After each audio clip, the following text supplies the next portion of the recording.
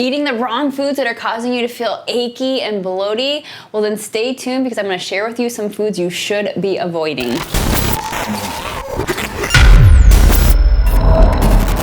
Hey, it's Coach Becky here, and I get it. Knowing what to eat is so confusing. And you may know there's foods that cause inflammation and achy joints and bloating and all these things, but you're like, oh my gosh, I don't even know what the heck I'm supposed to be eating. So I am gonna share some things to avoid, but it's also important to know what to eat and making sure you have an easy plan to follow and recipes and ideas of foods to put together. They're gonna help you to stay on track. So I've actually put together a free paleo diet cookbook that's going to help you do just that. All kinds of amazing recipes in there that are tasty and enjoyable. So make sure to scroll down to that pinned comment down below to grab your copy and start eating some delicious, tasty foods that are gonna help fight that inflammation. So the first one I want to share with you is one that most people don't even know is an inflammatory food, and it's something that's found in so many things out there, from just salad dressings to things you might think are healthy and clean for you, like a protein shake. And this is refined oils.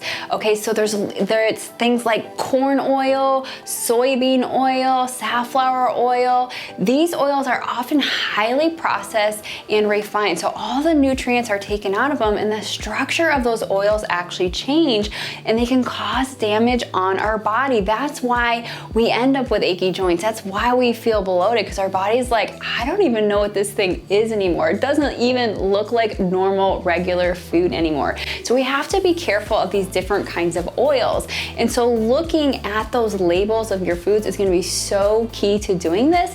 And what can you do instead, right? Because maybe you are cooking with things like canola oil right now, and you're like, oh my gosh, what should I be doing? So there's a few ones to look for. They're gonna be a lot better for you. The first one is avocado oil. That's a really great one. You've probably heard of coconut oil. That's been around for a while. That's a great option to cook with as well. And olive oil. Olive oil is great as well, and it has a lot of great flavor. So there's different options that you can use, and find one that works for you. I personally like to rotate through depending on what it is that I'm cooking. I like the avocado oil. It doesn't have a lot of taste to it, so it can work for a lot of stuff. But coconut oil can be really great too, but it's got a little bit of that coconut flavor. So pick one that works well for you, that you're gonna like and enjoy to use for your recipes and when cooking, okay? All right, next I want to talk about those refined grains. So you're thinking like a white bread and white pastas and all these things. Now why? You've probably heard, you've heard that stuff isn't the best for you, but what's really going on here? And the thing is it's so processed, it's so stripped of nutrients that there's no nutrition left. Now why is this an issue? Because first of all, you're eating foods that don't give your body what it needs to function at its best. Whether that's your metabolism, whether that's your hormones that are trying to help you feel energized, or to help you sleep better, or to help you lose weight. When we take out all that nutrition, we're not getting what we need, and our body can't function at its best. The other challenge with that is not only you're gonna feel crummy, right? But now, because there's no nutrition in your food, your cravings are gonna go up. You're gonna feel hungrier. Your body's trying to get those nutrients in, so you're gonna end up eating even more. This is why a lot of times these foods cause weight gain, not just because they're high in calories or high in sugars or processed things.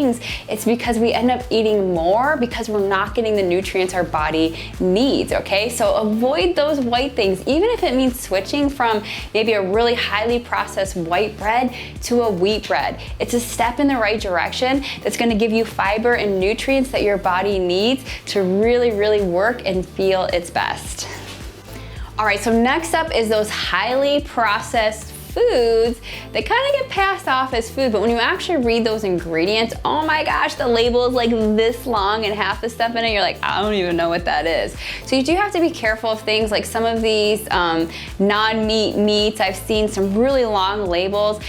Something as simple as those Jimmy Dean sandwiches. My clients would always be like, hey, should I be eating these? But if you look on the label, it's not just like sausage and eggs and, a biscuit. It's like, it's insane. It's this mile-long list of ingredients. When you start reading through those ingredients, right? So when you see that and you start to be reading these things and you're like, I don't even know what that is, and you're seeing things like refined. We've talked about that, words like refined, lots of added sugars, weird chemical names and things like that. You know that food is gonna be inflammatory because it's not real food. It's highly processed, so it has no nutrition like we talked about before. And yes, sometimes they'll add in some vitamins and things like that are artificial, but the thing is our body doesn't process that the same way as it does from, say, eating some lettuce or eating an apple or something like that. That nutrition is gonna respond very differently in our body than highly processed nutrition. So the more you can go towards like whole foods and things with smaller ingredients lists on the labels, you're gonna be better off. I usually tell people stick to about 3 to 5, or if there's, sometimes there'll be more, but make sure it's stuff you actually know what it is. It says something like tomatoes or oregano or, you know, olive oil or something like that. Things that you know are actual real food is going to help you know that you're on the right track with that packaged food that you're eating. So it really comes down to eating whole, nutritious food for your body. Limiting those long labels, or limiting things that don't have nutrition, limiting things that are highly processed and refined is really gonna help to fight that inflammation. And a great way to get some great ideas is to go check out that Paleo diet cookbook that we've put together just for you to help you be successful in putting meals together that lower inflammation so you can reduce that bloat, so your body can feel better, your energy feels better, and it's just the aches and pains minimized and all the amazing things that come with eating whole nutritious foods that aren't inflammatory. So go check out that pinned comment down below, click that link to grab your free Paleo diet cookbook. I can't wait to have you enjoy it. All right, thanks for watching. Can't wait to see you next time.